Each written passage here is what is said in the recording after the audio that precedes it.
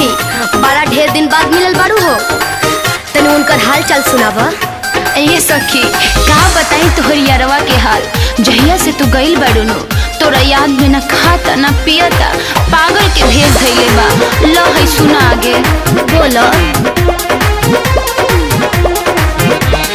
कुछ तो सुनावा सखी गौवा के खबर, कैसन बा हमर दुलरुआ लभर। मत पूछे ये सखी का बताई तोरा के। अरे कुछ तो सुनावा सखी गौवा के खबर, कैसन बा हमर दुलरुआ लभर।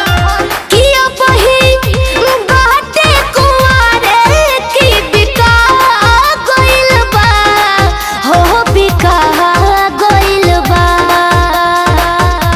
ए सखी हो तोहरो यारवा पागला गइल बा, तोया अपन दाढ़ी बढ़ा के साधुआ गइल बा।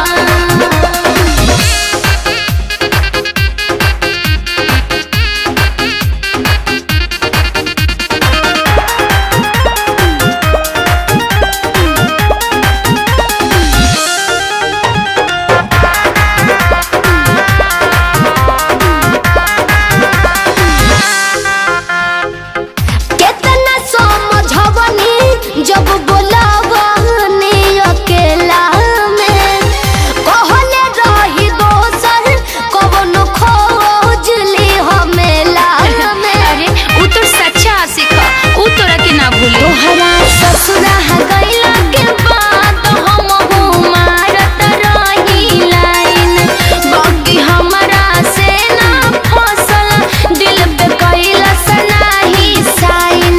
बोला मोटो छोट बाकी दोबारा गइल बा, दोबारा गइल बा। जतने सुनर रहे अब सुखा गइल बा। ए सखी हो तोहरो यारवा पागला गइल बा।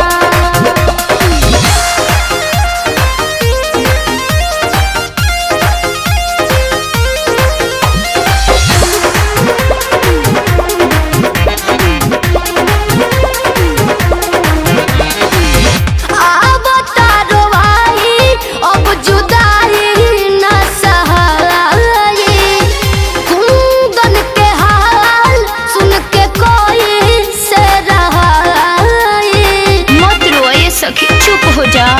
जवन होखे वाला रहे होई गइल रे सखिया, तना तानई हर में ना लगई हो केतन रोई अखिया। कि हमरा भरम रहे कि भुला गइल बा, हो भुला गइल बा। ए सखी हो धइले बा बधार घर से पड़ा गइल बा, तोया अपन दाढ़ी बढ़ा के उ सधुआ गइल बा। छोरा जाए दा ये सखी, तू अब अपन घर परिवार देख।